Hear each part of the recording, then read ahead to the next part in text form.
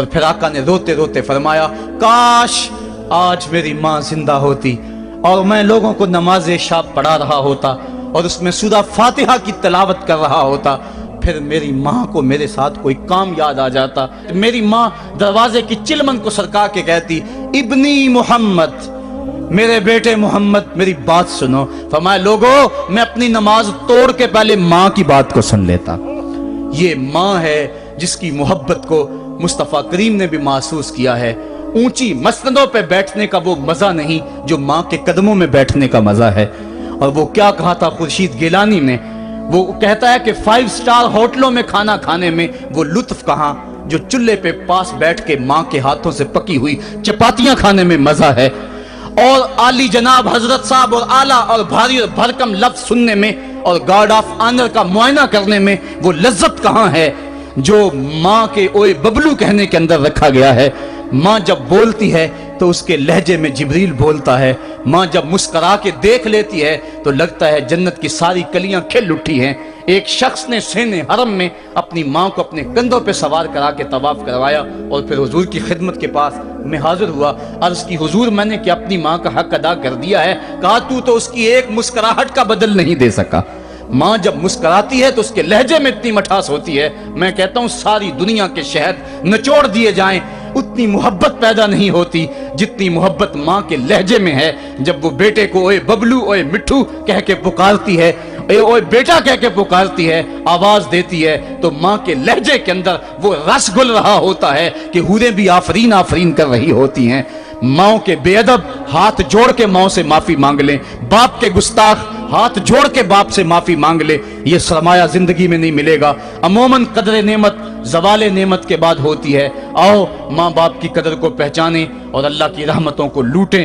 علامہ اقبال کی جب والدہ فوت ہوئی تو وہ پھوٹ پھوٹ کے روئے، جوان ہونے کے باوجود ان کی آنکھوں سے آنسو نہیں تھمتے تھے، اور پھر روتے روتے کہتے تھے وطن میں ہوگا اب کس کو میرا انتظار، کون میرا خط نہ آنے سے رہے گا بے قرار، آرزو لے کے تیری خاک کے تربت پہ آؤں گا، اب دعائے نیم شب میں کس کو میں یاد آؤں گا، کون پچھلے پہر اٹھ کے دعا کرے گا، ماں ہی دعا کرتی ہے۔ ماں کے جب ہاتھ اٹھ جاتے ہیں تو اجابت کے سارے دروازے کھل جاتے ہیں۔ ماں جب بولتی ہے اور دعا کے لیے ہاتھ اٹھا دیتی ہے، اللہ رحمت کے سارے دروازے کھول دیتا ہے اور قریب آ کے ماں کی فریاد کو سنتا ہے۔ ماں کی دعا جو اولاد کے حق میں ہے، مظلوم کی دعا اور مسافر کی دعا، حدیث میں آتا ہے یہ 3 دعائیں ایسی ہیں جو رد نہیں ہوتی۔ تو ماں کی دعائیں لیں، ان کی خدمت کریں اور والدین کی رضا چاہیں، اور اللہ کی ناراضگی والدین کی ناراضگی میں ہے۔ جس پہ والدین راضی ہو گئے سمجھ لو خدا اس پہ راضی ہو گیا، اور جس پہ والدین راضی نہیں ہیں چاہے وہ جتنے مرضی لمبے سجدے کرتا رہے، اس کا رب عرش کا رحمان اس پہ راضی نہیں ہو سکتا۔ اللہ کے حبیب صلی اللہ علیہ وسلم نے ارشاد فرمایا الا انبئکم باکبر الکبائر، لوگو تمہیں بڑے بڑے گناہوں کی خبر نہ دے دوں؟ صحابہ نے عرض کی کیوں نہیں یا رسول اللہ، آپ ارشاد کریں۔ فرمایا الاشراک باللہ وعقوق الوالدین وجلس وکان متقیا قال الا وقول الزور والشہادۃ الزور، حضور فرمایا ایک اللہ کے ساتھ کسی کو شریک ٹھہرانا، اور دوسرا کسی انسان کو قتل کرنا، تیسرا والدین کی نافرمانی کرنا۔ اور حضور اس موقع پہ ٹیک لگائے بیٹھے تھے، ٹیک چھوڑ کے آگے ہو گئے، وجلس وکان متقیا، آگے ہو گئے، اور حضور نے 3 مرتبہ اس بات کو کہا، اور پھر فرمایا اور جھوٹی گواہی دینا اور جھوٹی شہادت دینا۔ تو یہ وہ ہیں جو بڑے بڑے گناہ ہیں۔ میں نے ایک روایت میں پڑھا ہے حضور نے ارشاد فرمایا جنت کی خوشبو 1000 سال کی مسافت سے آنا شروع ہو جائے گی۔ جب لوگ جنت میں جائیں گے تو 1000 سال کی مسافت دور ہی ہوں گے کہ جنت کی خوشبو آنا شروع ہو جائے گی، لیکن 4 اشخاص ہیں جو جنت کی خوشبو نہیں پا سکیں گے۔ وہ کون کون سے ہیں؟ ایک قاطع الرحم، جو رشتہ داریاں توڑتا ہے، کبھی اس سے لڑائی، کبھی اس سے لڑائی، کبھی اس سے لڑائی، حالانکہ حکم ہے سل من قطعک وات من حرمک، جو تجھ سے تعلق توڑے تو اس سے تعلق جوڑ، جو تجھے محروم رکھے تو اس کی جھولیاں بھر دے۔ تو جو رشتہ داریوں کو توڑتا ہے، مقدس رشتوں کو پامال کرتا ہے، بلکہ والدین کے حوالے سے یہ بات بھی سن لیں، بعض اوقات والدہ اپنی بہن سے ناراض ہو جاتی ہے، باپ اپنے بھائیوں سے ناراض ہو جاتا ہے، تو اولاد کو کہتا ہے کہ نہ ملنا، اپنے جو ہے وہ چچا تائے سے نہ ملنا، ماں کہتی ہے اپنی خالہ سے نہ ملنا، تو اب کیا حکم ہے، ملیں کہ نہ ملیں؟ تو علماء نے اس پہ گفتگو فرمائی ہے کہ قطع رحمی حرام ہے، اور ماں قطع رحمی کا حکم دے رہی ہے، کہتی ہے، اور بندہ سوچتا ہے، بچہ سوچتا ہے کہ میری خالہ تو میری ماں کے پیچھے، میرے چچا میرے تائے تو میرے باپ کے پیچھے ہیں، جب باپ نہیں ملتا تو میرے کیا لگتے ہیں، جب ماں نہیں ملتی تو خالہ اور ماموں میرے کیا لگتے ہیں؟ تو وہ ماں کے پیچھے اور باپ کے پیچھے لگ کر ان عظیم رشتوں کو چھوڑ دیتا ہے، جبکہ لا طاعت المخلوق فی معصیت الخالق، خالق کی معصیت میں مخلوق کی اطاعت نہیں ہوگی۔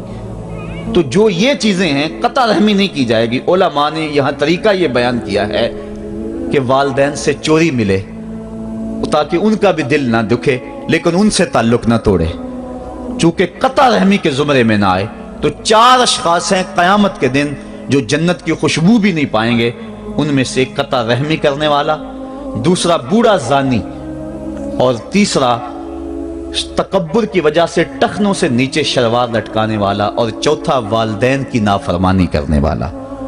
حضور فرمایا یہ 4 اشخاص ایسے ہیں کہ جو جنت کی خوشبو بھی نہیں پائیں گے۔ اور ایک اور 4 اشخاص کی کہانی سنو۔ حضور نے ارشاد فرمایا، اے عمر، اگر مجھے لوگوں کے سست ہو جانے کا ڈر نہ ہو تو میں تمہیں یہ بات کہوں کہ اس خبر کو جا کے گلی بازاروں میں بتا دو اور 4 اشخاص کی جنت کی گواہی دے دو کہ انہیں جنت میں جانے سے کوئی شے نہیں روک سکتی۔ عرض کی حضور کون کون؟ فرمایا ایک وہ عورت جس نے اپنی ساری محبتیں اپنے خامد پہ نچھاور کر دیں اور وہ اس حال میں مری کہ اس کا خامد اس پہ راضی تھا، جنت میں جانے سے اس کو کوئی شے نہیں روک سکتی۔ اور دوسرا وہ شخص جس کے بچے زیادہ ہیں، ذرائع آمدنی تھوڑے ہیں، لیکن اس نے اپنے بچوں کے پیٹ میں حرام کا لقمہ نہیں جانے دیا، محنت کرتا رہا، اوور ٹائم لگاتا رہا، مزدوری کرتا رہا اور اپنے بیٹوں کے لیے رزق حلال کی تلاش میں رہا۔ وہ بوڑھی کمر پہ بوریاں اٹھا اٹھا کے کام کرتا تھا اور اپنی کثیر اولاد کی پرورش کے لیے اس نے محنتیں بلی کی اور ان کو حرام کا لقمہ نہیں کھلایا۔ فرمایا قیامت کے دن اس کو بھی جنت میں جانے سے کوئی شے رکاوٹ نہیں پیدا کر سکتی۔ اور تیسرا حضور نے فرمایا وہ شخص کہ جو اپنے والدین کے ساتھ حسن سلوک کرے اور اس کے والدین اس پہ خوش ہوں، اس پہ راضی ہو جائیں۔ اور چوتھا وہ شخص کہ جس نے ایسی سچی توبہ کی کہ گناہوں کی طرف پلٹنا اس کے لیے اتنا مشکل تھا جس طرح جانور کے تھن سے نکلا ہوا دودھ واپس نہیں جا سکتا، وہ گناہوں کی دنیا میں دوبارہ نہیں جا سکتا۔ تو یہ فرمایا یہ 4 شخص ایسے ہیں عمر، اگر اس بات کا ڈر نہ ہو کہ لوگ سست پڑ جائیں گے تو ان 4 اشخاص کے بارے میں شہادت دے دو کہ یہ دنیا پہ چلتے پھرتے جنتی۔ تو ماں باپ کی خدمت کرنے والا، ماں باپ کو راضی رکھنے والا یقیناً اللہ کی نعمتوں کا حقدار ہے۔ وہ بدبخت ہیں بیٹے جو ماں باپ کو راضی نہیں رکھتے۔ اللہ کے حبیب صلی اللہ علیہ وسلم کی خدمت میں ایک شخص حاضر ہوا اور اس نے اذن جہاد طلب کیا، حضور میں جہاد پہ جانا چاہتا ہوں، مجھے اجازت مرحمت فرمائے۔ حضور نے فرمایا احیٌ والدا کا، کیا تیرے والدین زندہ ہیں؟ قال نعم، عرض کی ہاں حضور میرے والدین زندہ ہیں۔ قال ففیہما فجاہد، کہا جا ان کی خدمت کر، یہی تیرا جہاد ہے۔ ماں باپ کو بلکتا ہوا چھوڑ جائے اور آپ جہاد پہ چلا جائے، ماں فالج میں گری ہوئی ہے اور بیٹا تبلیغی گشت پہ چلا جائے، باپ تڑپ رہا ہے اور بیٹا پیر کی چوکھٹ پہ جھاڑو دیتا پھرے، اللہ راضی نہیں ہوگا۔ میں سچ کہتا ہوں، اپنے بھی خفا مجھ سے ہیں، بیگانے بھی ناخوش، کہ میں زہر حلاحل کو کبھی کہہ نہ سکا کند، بات وہی کہتا ہوں سمجھتا ہوں جسے حق، نئے ابلائی مسجد ہوں نئے تہذیب کا فرزند، محمد عربی صلی اللہ علیہ وسلم سے بڑا پیر کون ہو سکتا ہے؟ لیکن حضرت وہ ویسے کرنی نہیں آ رہے۔ آقا کریم اپنے بٹن کھولتے ہیں اور کرن کی طرف، یمن کی طرف رخ کر کے لمبی سانسیں لیتے ہیں اور کہا میں رحمان کی خوشبو پا رہا ہوں۔ ایک دن صحابہ نے پوچھا بندہ نواز جس کے لیے تڑپتے ہو، جس کی ٹھنڈی ہوائیں آپ کو آ رہی ہیں، وہ آپ کا بڑا پیار کرنے والا ہے؟ کہا ہاں میرے سے بڑی محبت کرتا ہے۔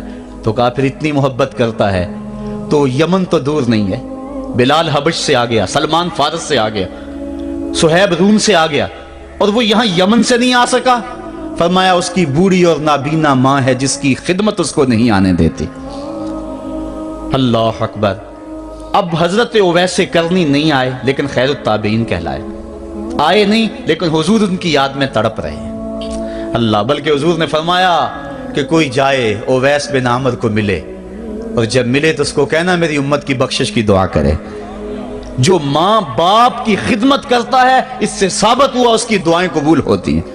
میں نے ایک روایت میں پڑھا ہے کہ جو آدمی روزانہ اپنے والدین کے لیے دعا کرے، والدین زندہ ہوں تب بھی، والدین فوت ہو گئے ہوں تب بھی، یہ عادت بنا لے، روزانہ ماں باپ کے لیے دعا کرے، ساری زندگی اس کے رزق میں بے برکتی نہیں آئے گی، اللہ اس کو رزق کی فراوانی عطا کر دے گا۔ اور جو والدین کے لیے دعا نہیں کرتا اللہ تعالیٰ کی رحمتوں سے محروم ہو جاتا ہے۔ حضرت ابو ہریرہ رضی اللہ تعالیٰ عنہ جب بھی ہاتھ اٹھاتے تھے تو یہ دعا کرتے تھے، اللہم اغفر لابی ہریرہ ولأمی ولمن استغفر لہما، اے اللہ ابو ہریرہ کو بخش دے، حضرت ابو ہریرہ کی ماں کو بخش دے، اور قیامت تک جو ہم دونوں کے لیے بخشش کی دعا کرے اس کو بھی بخش دے۔ حضرت امام محمد بن سیرین ایک بزرگ ہوئے تابعی، جب بھی دعا کرتے تھے یہ دعا ضرور کرتے تھے، اے اللہ ابو ہریرہ کی بخشش کر دے۔ کسی نے کہا کہ تمہیں ابو ہریرہ رضی اللہ تعالیٰ عنہ ان کی ماں سے بڑی ہمدردی ہے؟ کہا ان سے جو ہمدردی ہونی ہے وہ تو ہونی ہے۔ انہوں نے کہا ہوا ہے اللہ ابو ہریرہ اور ان کی ماں کو بخش دے، جو ان کے لیے دعا کرے اس کو بھی بخش دے۔ تو میں دعا کر کے اپنی بخشش پکی کر رہا ہوں۔ تو والدین کے لیے دعا کرنا اللہ کی رحمت کو دعوت دینا ہے۔ تو فرمایا کہ جاؤ اویس بن عامر کو جانا اور جا کے اس کو میری امت کے لیے دعا کا کہنا۔ حضرت سیدنا عمر فاروق حضرت علی المرتضیٰ گئے، جا کے ڈھونڈا، تلاش کیا، اویس بن عامر ملے، حضور کا سلام کہا، بس پھوٹ پھوٹ کے رونے لگے۔ کہا بتاؤ میرے رسول کے لبوں پہ میرا نام کیسے آیا تھا؟ حضور میرا جب تذکرہ کرتے تھے کیسے کرتے تھے؟ یہ درد دیکھا تو بولے کہ کیا آپ اتنی محبت رکھتے ہیں تو پھر ملنے کیوں نہیں آئے حضور کو؟ اتنا جو پیار رکھتے ہیں تو زیارت کرنے کیوں نہیں آئے؟ تو حضرت اویس کرنی نے بات کے رخ کو بدلا، کہا تم نے میرے رسول کو دیکھا؟ تم نے میرے رسول کی زیارت کی ہے؟ کہا ہاں ہم تو صبح و شام وہاں رہے ہیں۔ کہا پھر بتاؤ حضور کے یہ ابرو جڑے ہوئے تھے یا کھلے ہوئے تھے؟ اب دونوں حیران ہو گئے۔ کہا تم نے تو دیکھا، میں نے تو دیکھا نہیں، تم بتاؤ نا، پھر میں تو گیا نہیں، مجھے کہتے ہو گیا نہیں، تم بتاؤ حضور کے ابرو جڑے ہوئے تھے یا کھلے ہوئے تھے؟ حیران ہیں۔ کہا حضور آپ ہی بتلائیے۔ کہا کوئی دور سے دیکھتا تو جڑے ہوئے نظر آتے، قریب آ کے دیکھتا تو کھلے ہوئے نظر آتے۔ یہ وہ ہے جو ماں کی خدمت کرتا رہا اور حضور کے دربار میں حاضر نہیں ہو سکا، لیکن حاضری اس کی تھی، وہ جہاں بھی تھا وہ نبی کے قرب میں تھا۔ تو اس لیے ماں باپ کی خدمت اتنا بڑا وظیفہ ہے۔ حضرت بایزید بستامی کہتے ہیں میں نے حق معاف کروا لی اپنی ماں سے، کہ ماں تیرے حق ادا کروں یا اللہ کے حق ادا کروں؟ تو مجھے اپنے حق معاف کر دے، میں اللہ سے اپنے حق معاف کروا لیتا ہوں، اپنی اللہ کو راضی کر لیتا ہوں۔ جنگلوں میں گھومتے رہے، 12 سال بیت گئے، ایک دن دوبارہ آئے، بستام کی سمت سے گزرے، خیال آیا چلو ماں کو سلام کر جاؤں۔ تہجد کا وقت تھا، رات کا وقت تھا، دروازے پہ کھڑے رہ گئے کہ میری ماں سوئی ہوگی، میں نے کبھی کوئی خدمت نہیں کی ماں کی، تو اب اٹھا کے تکلیف کیوں دوں؟ ساری رات کھڑے رہے۔ جب تہجد کا وقت گزرا تو نالی سے پانی آیا، سمجھ گئے کہ میری ماں تہجد کے لیے اٹھی ہے، دروازے کے قریب ہو گئے تو ماں نے ہاتھ اٹھا لیے، کہا اللہ میرا بیٹا بایزید تیری طلب میں نکلا ہوا ہے، میں نے اسے اپنے حق معاف کر دیے، تو اس کو اپنا وصال عطا کر دے۔ حضرت بایزید دروازہ کھٹکھٹانے لگے اور ماں کے قدموں میں لپٹ گئے اور رو کے کہنے لگے جس رب کو میں جنگلوں میں تلاش کرتا ہوں وہ تو رب میری ماں کے پاس ہے۔ تو ماں کی دعاؤں میں اللہ کی رضا ہے، ماں راضی ہو جائے تو سمجھ لو خدا راضی ہے۔ اللہ تعالیٰ جل شانہ نے ارشاد فرمایا وَقَضَىٰ رَبُّكَ أَلَّا تَعْبُدُوا إِلَّا إِيَّاهُ، تیرے رب نے یہ طے کر دیا ہے کہ اس کے علاوہ کسی کی پوجا نہیں کرو گے، وَبِالْوَالِدَيْنِ إِحْسَانًا، اور والدین کے ساتھ اس نے سلوک سے پیش آؤ گے۔ اِمَّا يَبْلُغَنَّ عِندَكَ الْكِبَرَ أَحَدُهُمَا أَوْ كِلَاهُمَا فَلَا تَقُل لَّهُمَا أُفٍّ وَلَا تَنْهَرْهُمَا، اگر تیرے پاس دو یا دونوں میں سے ایک بڑھاپے کو پہنچ جائیں تو پھر ان کے سامنے تو نے اف بھی نہیں کہنی اور نہ ان کو جھڑکنا ہے اور ان سے نرم لہجے میں بات کرنی ہے۔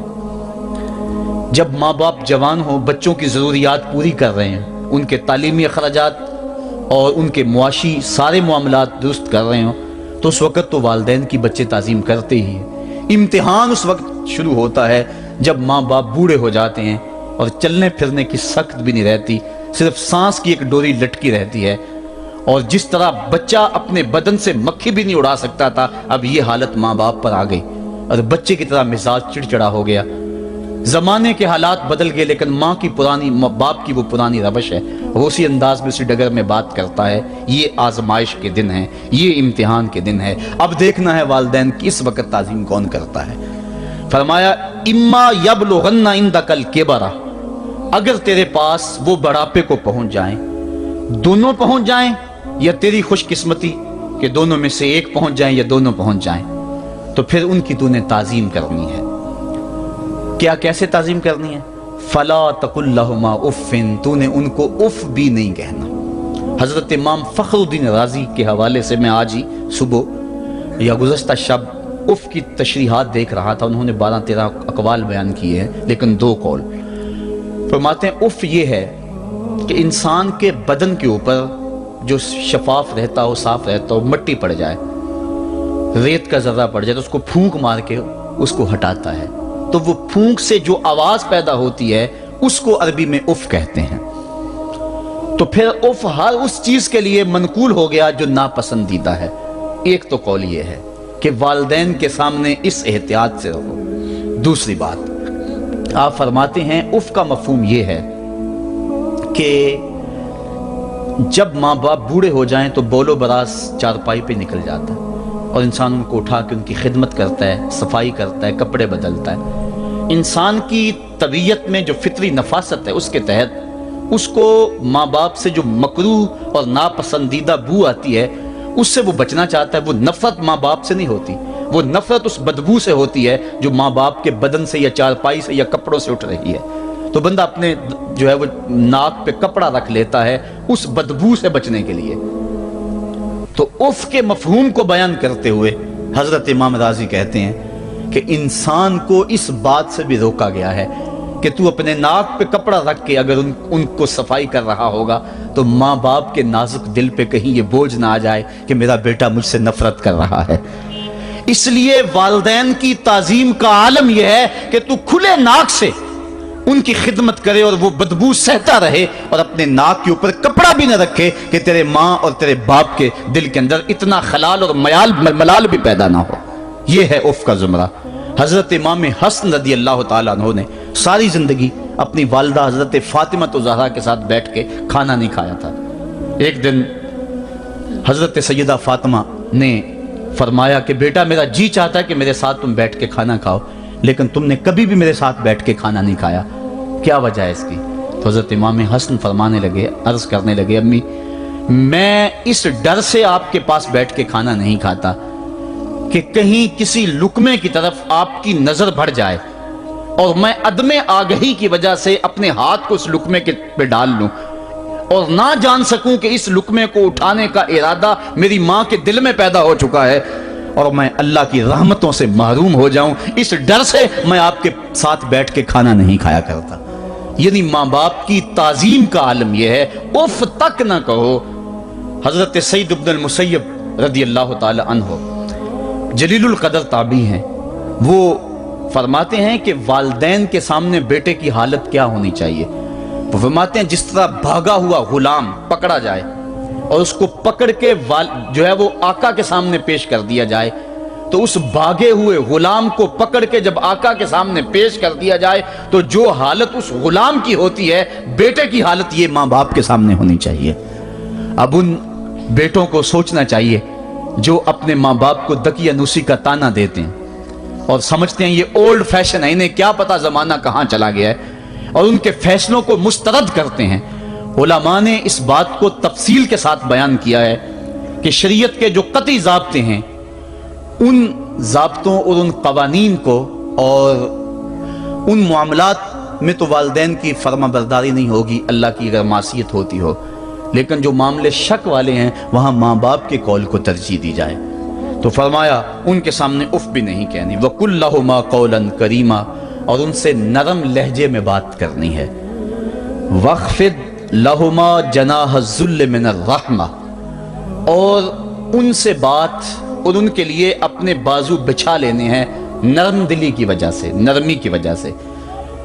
جب جانور زمین کی طرف رخ کرتا ہے، اوپر سے نیچے کی طرف آتا ہے تو اپنے پروں کو سکیڑ لیتا ہے، تو اس کے لیے یہ لفظ بولے جاتے ہیں وَخْفِضْ لَهُمَا جَنَاحَ۔ تو اللہ تعالیٰ فرمایا جس طرح وہ جانور عزت سے اپنے بازو سکیڑ لیتا ہے اور پھیلاتا نہیں ہے، والدین کے سامنے تیری اکڑ، تیرا عہدہ، تیرا منصب، تیری شانیں، تو بڑا اونچا ہے، لوگ تجھے سلوٹ کرتے ہیں، تیرے ہاتھ چومتے ہیں، تجھے سلام کرتے ہیں، اونچی کرسیوں پہ تو بیٹھتا ہے، لیکن وہ سب وہاں چھوڑ دے اور ماں کے قدموں میں عاجز بن کے بیٹھ جا، باپ کے قدموں میں عاجز بن کے بیٹھ جا، وہاں اپنی اس کسی چیز کا لحاظ رکھ، پرندہ اوپر کو اڑے تو پر کھولے، لیکن جب نیچے آئے تو پروں کو سمیٹ لے، تیرا عہدہ، تیرا منصب باہر رہے، جب ماں باپ کے پاس آئے اس وقت تو مؤدب غلام کی صورت میں اپنے والدین کے سامنے کھڑا۔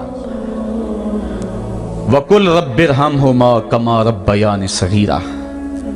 اور اگلا حق یہ بیان فرمایا کہ اللہ کی بارگاہ میں عرض کر رہا ہے اللہ میری ماں پر بھی اور میرے باپ پر بھی رحم فرما دے، جس طرح میں چھوٹا تھا اور میرے اوپر انہوں نے رحم فرمایا۔ انسان ماں باپ کے حق دے ہی نہیں سکتا۔ حضور نے ارشاد فرمایا کہ انسان ماں باپ کے حق نہیں ادا کر سکتا الا یہ کہ ان کو غلام پائے اور خرید کر آزاد کر دے، اس کے علاوہ کوئی صورت ایسی نہیں ہے۔ ایک شخص نے حضور کی خدمت میں حاضر ہو کے عرض کیا حضور میں اپنے والدین کی بڑی خدمت کی ہے، اس کو امام حقی نے لکھا ہے، اور جن مراحل سے میں گزرتا رہا ہوں ان مراحل سے میرے ماں باپ گزرے ہیں اور میں نے ان کی خود خدمت کی ہے۔ آج بیٹے بیویوں پہ کام چھوڑ دیتے ہیں کہ بیوی خدمت کرے گی۔ احسان دانش کہتا ہے کہ میں نے اپنی بیوی کو ہاتھ نہیں لگانے دیا، میں نے کہا میرے ماں باپ ہے، یہ خدمت اور کوئی حاصل کیوں کرے، یہ تو میں حاصل کروں گا۔ تو ساری خدمت میں نے خود کی، جس طرح انہوں نے نوالے توڑ توڑ کے میرے منہ میں ڈالے میں نے بھی حضور ایسے کیا، جس طرح میرے لیے میری ماں رات جاگتی رہی میں بھی اپنی ماں کے لیے جاگتا رہا۔ جن مراحل سے میرے لیے وہ گزرے تھے اتفاقاً میرے حالات، میرے ماں باپ کے حالات ایسے پیدا ہو گئے کہ میں نے اسی طرح اپنے ماں باپ کی پرورش کی ہے اور میں اپنے ماں باپ کی جو ہے وہ میں نے خدمت کی ہے، تو کیا میں نے اپنی ماں کا اپنے باپ کا حق ادا کر دیا ہے؟ تو حضور نے ارشاد فرمایا تو نے ایسے ہی خدمت کی ہوگی، لیکن جب تیری خدمت تیری ماں کرتی تھی تو ساتھ ساتھ تیری زندگی کی دعائیں مانگتی تھی، اور جب باپ بوڑھا ہو گیا تھا، ماں بوڑھی ہو گئی تھی، آزاد شل ہو گئے تھے، فالج میں مبتلا تھے، تو ان کے لیے زندگی کی دعائیں تو نہیں مانگتا تھا، تو یہ کہتا تھا اللہ انہیں پردہ دے دے۔ تیری ماں نے تو کبھی تیرے لیے پردہ نہیں مانگا تھا، بیٹا لولا ہو بیٹا لنگڑا ہو، ماں کبھی نہیں کہتی بیٹے کو ڈاکٹر جواب دے دیں، ماں کبھی نہیں کہتی کہ میرے بیٹے کو اللہ پردہ دے دے، ماں یہی کہتی ہے مالک مجھے لے لے، میرے بیٹے کو زندگی دے دے، میں سب کچھ بیچ دیتی ہوں، اپنا زیور بیچ دیتی ہوں، میرے بیٹے کی صحت بچ جائے، میرے بیٹے کی زندگی بچ جائے۔ ماں کی موجودگی میں کوئی کہہ بھی نہیں سکتا، باپ کے لیے تو کہہ دے، ماں کے لیے تو کہہ دے بڑی تکلیف ہے تیرے باپ کو، بڑی تکلیف ہے تیری ماں کو، اللہ کرے اب پردہ ہی عطا کر دے۔ خود نہیں کہتا تو کسی سے یہ سن سکتا ہے بندہ، لیکن ماں سن سکتی ہے کوئی کہے اللہ تیرے بیٹے کو پردہ دے دے؟ تو فرمایا جب وہ تیری خدمت کرتے تھے تو وہ تیری زندگی کی دعائیں مانگتے تھے، اور جب تو خدمت کرتا تھا تیرے دل میں ان کے پردے کی آرزو تھی۔ فرمایا تو جتنی مرضی خدمت کی ہے، ماں کی خدمت کا بدل کیسے ہو سکتا ہے؟ تو ماں باپ کی خدمت انسان کر ہی نہیں سکتا تو پھر کیا کرے؟ عرض کرے اللہ میں تو خدمت نہیں کر سکتا، تو ان کے اوپر رحم فرما دے۔ ماں باپ کے لیے دعا کرے۔ علماء نے یہاں بیان فرمایا ماں کافر ہو تو پھر بھی دعا کرے، باپ کافر ہو تو پھر بھی دعا کرے، مومن ہو تو پھر بھی دعا کرے، گناہگار ہو پھر بھی دعا کرے، نیکوکار ہو پھر بھی دعا کرے، دعا نہ چھوڑے۔ حضرت ابو ہریرہ رضی اللہ تعالیٰ عنہ فرماتے ہیں میری ماں کافرہ تھی اور میں حضور کا غلام، اور ماں ہر وقت اپنی دھن میں اور میں اپنی دھن میں ہوں۔ حضرت ابو ہریرہ کے بھائی کوئی نہیں ہے، باپ فوت ہو گئے ہیں، بہن کوئی نہیں ہے، ابھی شادی بھی نہیں ہوئی، دنیا پہ رشتہ ہی کوئی نہیں سوائے ماں کے، گھر آتے ہیں تو ماں سے بات کرنی ہوتی ہے، جو سن کے آتے ہیں ماں سے وہ دکھ پھولنا ہوتا ہے، بات کرنی ہوتی ہے، حضور کی باتیں سنانی ہوتی ہیں، لیکن ماں ہے اتفاق سے کافرہ ہے، حضور کی بات وہ سننا گوارا نہیں کرتی۔ حضرت ابو ہریرہ کو اور بات آتی کوئی نہیں، وہ تو کرتے ہی حضور کی باتیں۔ ایک دن حضور کی بات چھیڑی، ماں کی زبان سے کوئی جملہ ایسا نکلا جو سخت تھا، گوارا نہ ہوا، چھوڑ دیا گھر کو۔ ماں تیری عظمت کو سلام، لیکن رسول اللہ کے مقابلے میں تیری کوئی شان نہیں ہے۔ گھر سے نکلے، لیکن نکلے تو پاؤں ڈگمگا رہے تھے کہ دنیا پہ ایک ہی رشتہ تھا وہ بھی جاتا رہا۔ چند قدم چلے تو دل میں خیال آیا سارے دکھوں کا جو مداوع کرتا ہے مساقہ کی بارگاہ میں یہ دکھڑا کیوں نہ بیان کر دو۔ دریائے رحمت جوش میں تھا، وہ دلوں کی حالتیں بوجھ لینے والے آقا نے پوچھا ابو ہریرہ کیا ہے؟ عرض کی حضور میری ماں کی ہدایت کے لیے دعا کر دو۔ یہ کہا اور پھوٹ پھوٹ کے رونے لگے۔ حضور نے فوراً ہاتھ اٹھا دیے اور مسلم کے لفظ ہیں اللہم اہد ام ابی ہریرہ، اے اللہ ابو ہریرہ کی ماں کو ہدایت عطا کر دے۔ بس یہ بات سنی حضرت ابو ہریرہ کا چہرہ کھل اٹھا، اپنے گھر کو دوڑ لگا دی۔ کوئی رستے میں ملا، کہا ابو ہریرہ اتنی تیز تو تم کبھی نہیں دوڑتے تھے، آج کیا ہوا؟ اتنی تیز تیز کیوں دوڑ رہے ہو؟ کہا آج ہی تو دیکھنا چاہتا ہوں کہ گھر پہلے میں پہنچتا ہوں یا میرے آقا کی دعا پہلے پہنچتی ہے۔ حضرت ابو ہریرہ فرماتے ہیں جب میں گھر پہنچا تو دروازہ بند تھا، میں نے دستک دی، اندر سے آواز آئی بیٹا ٹھہرو میں آتی ہوں۔ کہا اس لہجے کو جان گیا، اس میں محمد کی بولی بول رہی ہے۔ کہا تھوڑی دیر کے بعد میری ماں آئی، تازہ غسل کی وجہ سے اس کے بالوں سے پانی کے قطرے ٹپک رہے تھے اور میری ماں زنجیر کھول رہی تھی، اس کے لبوں پہ شہادت کا کلمہ جاری تھا۔ تو والدین کے لیے مغفرت کی دعا کرتے رہیں، والدین کی بخشش کی دعا کرتے رہیں۔ والدین جب دنیا پہ ہوتے ہیں تو اللہ کی رحمت کا گھنا سایہ ہوتے ہیں، لیکن جب دنیا سے چلے جاتے ہیں ان کی قبر سے بھی فیض ملتا ہے اور سکون اور طمانینت ملتی ہے۔ والدین فوت ہو جائیں تو ان کے حق ختم نہیں ہو جاتے، بلکہ حدیث میں آتا ہے 4 حق ایسے ہیں والدین کے جو مرنے کے بعد بھی اولاد کے ذمہ باقی رہتے ہیں۔ الصلاۃ، ان کے اوپر نماز جنازہ پڑھی جائے۔ دوسرا حق الاستغفار لہم، ان کے لیے بخشش کی دعا کرتے رہی جائے، مسلسل دعا کی جائے بخشش کی ان کے لیے۔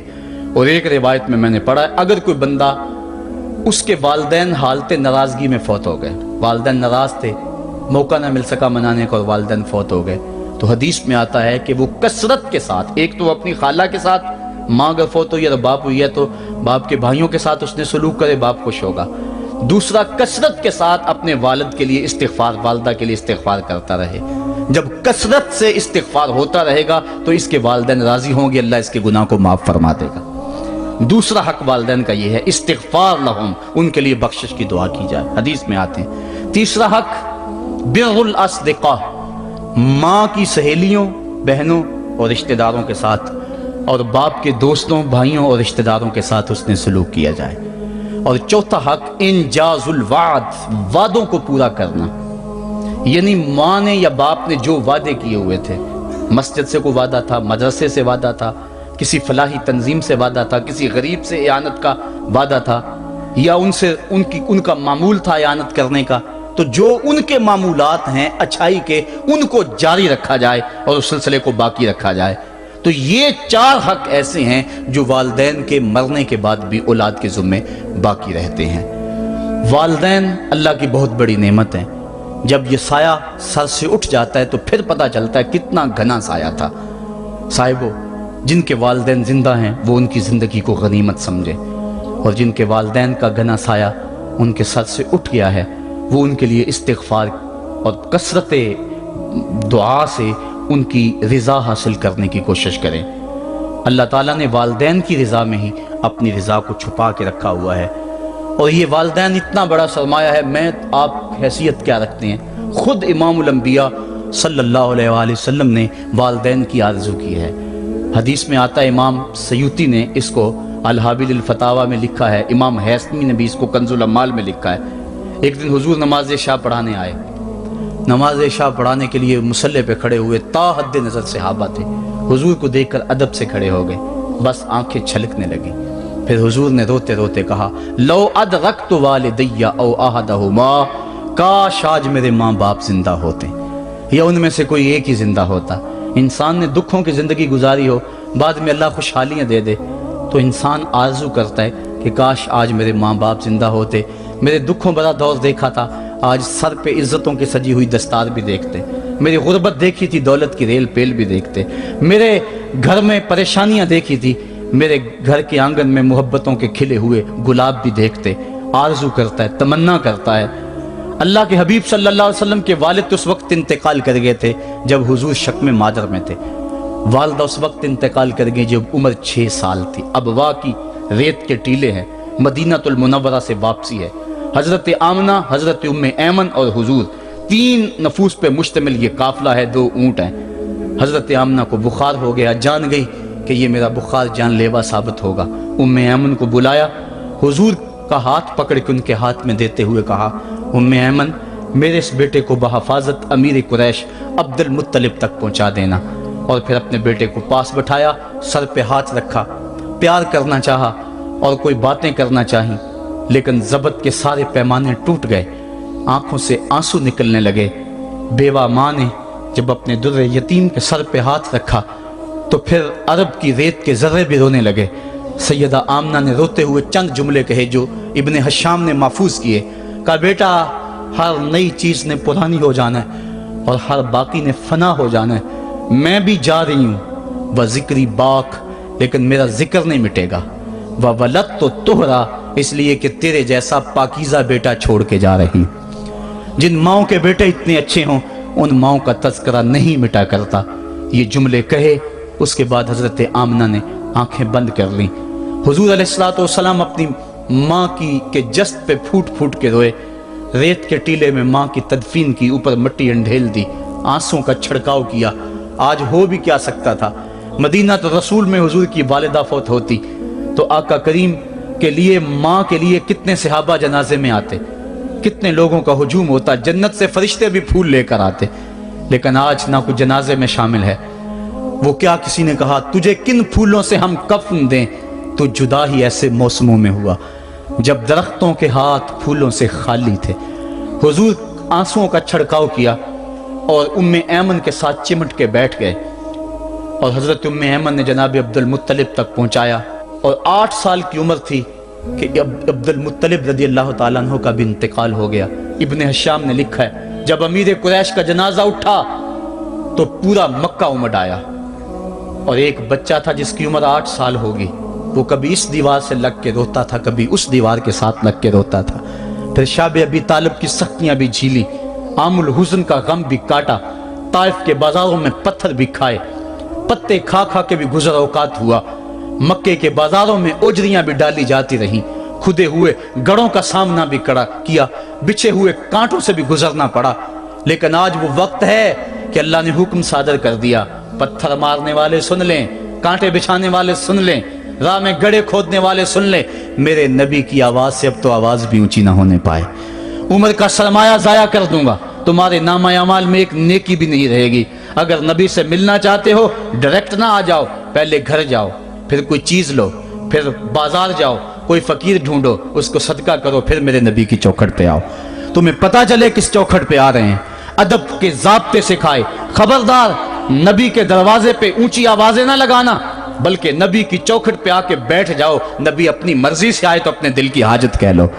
قرآن اتر چکا ہے، ادب کی آیتیں نازل ہو چکی ہیں، آقا کریم گھر سے نکلے، صحابہ ادب سے کھڑے ہو گئے، حضور کی نظر پیچھے پلٹ کے 6 سال کی عمر میں ابوا کی ریت کے ٹیلوں میں گردش کرنے لگی، اور پھر آقا نے روتے روتے فرمایا کاش آج میری ماں زندہ ہوتی اور میں لوگوں کو نماز شب پڑھا رہا ہوتا اور اس میں سورہ فاتحہ کی تلاوت کر رہا ہوتا، پھر میری ماں کو میرے ساتھ کوئی کام یاد آ جاتا، میری ماں دروازے کی چلمن کو سرکا کے کہتی ابنی محمد، میرے بیٹے محمد میری بات سنو۔ فرمایا لوگوں میں اپنی نماز توڑ کے پہلے ماں کی بات کو سن لیتا۔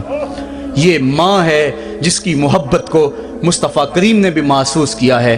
اونچی مسندوں پہ بیٹھنے کا وہ مزہ نہیں جو ماں کے قدموں میں بیٹھنے کا مزہ ہے۔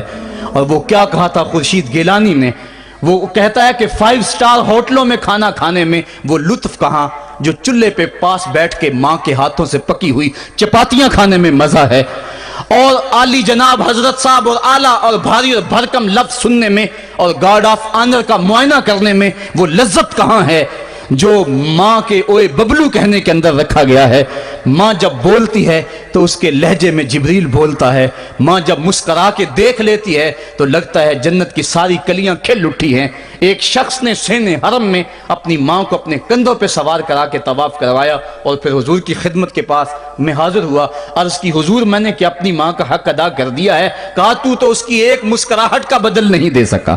ماں جب مسکراتی ہے تو اس کے لہجے میں اتنی مٹھاس ہوتی ہے، میں کہتا ہوں ساری دنیا کے شہد نچوڑ دیے جائیں، اتنی محبت پیدا نہیں ہوتی جتنی محبت ماں کے لہجے میں ہے جب وہ بیٹے کو اوئے ببلو اوئے مٹھو کہہ کے پکارتی ہے، اوئے بیٹا کہہ کے پکارتی ہے، آواز دیتی ہے، تو ماں کے لہجے کے اندر وہ رس گل رہا ہوتا ہے کہ حوریں بھی آفرین آفرین کر رہی ہوتی ہیں۔ ماں کے بے ادب ہاتھ جوڑ کے ماں سے معافی مانگ لیں، باپ کے گستاخ ہاتھ جوڑ کے باپ سے معافی مانگ لے، یہ سرمایہ زندگی میں نہیں ملے گا۔ عموماً قدر نعمت زوال نعمت کے بعد ہوتی ہے۔ آؤ ماں باپ کی قدر کو پہچانیں اور اللہ کی رحمتوں کو لوٹیں۔